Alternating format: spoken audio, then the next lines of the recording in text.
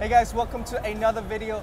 We're here at PAX West 2018 and I'm joined by a very special guest. Let's welcome RTZ from Evil Geniuses. Hi, it's great to be here. Thanks for joining me, RTZ. Yeah. So since we have you here, I want to take this time to ask you a couple questions. Shall we go through them one by one?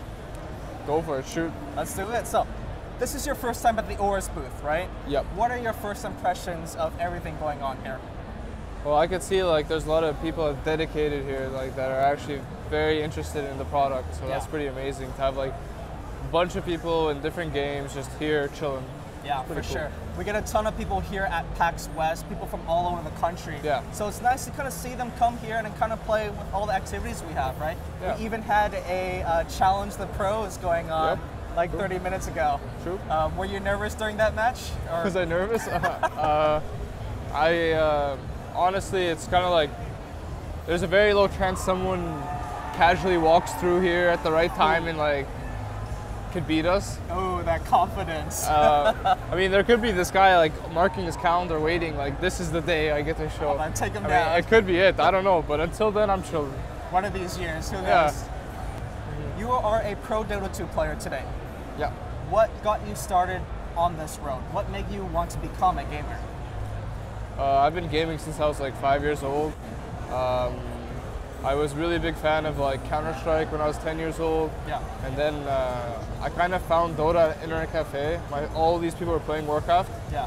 So I started watched them play and they're all yelling at each other, trying to beat each other. And I got kind of like motivated, inspired. I was like, I want to be like that too. Because I've always enjoyed competition too. Yeah. When I was like playing sports, I always enjoyed the kind of the thrill of being better than someone, simply. So I felt like Dota is a pretty good showcase for this. And then when Dota 2 came out, I started taking it actually more seriously, like looking at the small things I can improve on. And then slowly but surely, I started getting good. Definitely. I just kept building on myself. So RTZ, what kind of struggles did you face when you were trying to go pro? To be honest, I think I had a pretty easy kind of career entry. I'm not sure how to say, because I kind of had to go to high school, and then I played Dota during summer. Yeah.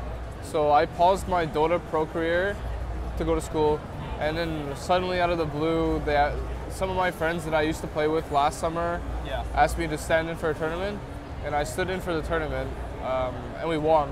And it was like the first LAN tournament that North America has ever won. Yeah. So my name was on the map from there, you know, like I didn't really have to do much.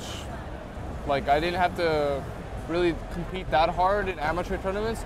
Although there was like a summer where I woke up like every morning at 5 a.m. to play. Wow. Like maybe it's not unfair for me to say it was easy, but it was like looking back on it, it was not as hard as other people's. So is there any kind of things that you want to say to people who are trying to become pros? People trying to like follow in your footsteps? What kind of advice would you like to give out to those people? As like generic as I could be, honestly, I think you have to just be patient. Like there is a chance that you play like this game 10 hours a day, whatever, you quit your job, you do all this stuff, and you don't get a team for like 2 years. Because like nothing is really promised to you. Just because you work really hard doesn't mean you're going to be the best player, or like you're going to get on a good team, or you're going to win tournaments. It's kind of like you just have to be patient. Yeah. Because good things will come. So right now you're a Dota 2 pro. Where do you see yourself in 10 years from now? Will it still be involved in Dota or esports? If I feel like I'm still a good player and I can hold my own, I can still win tournaments, I'll always be a Dota player. But I'm unsure of what Dota will be alive, you know, all these like questions, I'm not sure. I would like to stay in like a scene that I know, which is esports in general, Dota in general. I would want to stay in there, stay involved. Yes. But I'm not sure I can predict what's going to happen. I see. Would you ever consider picking up coaching as a career option?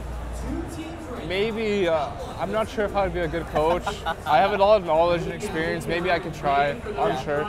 Maybe at like analyst work, I don't know exactly what happens. Like the post, like when you retire is like kind of the weird part for me. I'm not sure what you do. Yeah. There's like a lot of things you can do, but I don't know which one you do. Yeah, right. I mean, we're behind an analyst desk right now, so Yeah. I mean, there is opportunities out there, but I kind of know what you mean, where it's kind of like the Wild West right now, where Yeah. everything is just so new that a lot of people are kind of unsure as to what they'll do in the future. Yeah. But I'm sure with your skill set as well as your personality, I'm sure you can persevere whatever comes through. Thank you. All right, so I think that wraps up this interview, RTZ. Thank you again so much for joining us at today's interview. For those of you watching, stay tuned for more coverage from PAX West 2018. We'll see you guys in the next video.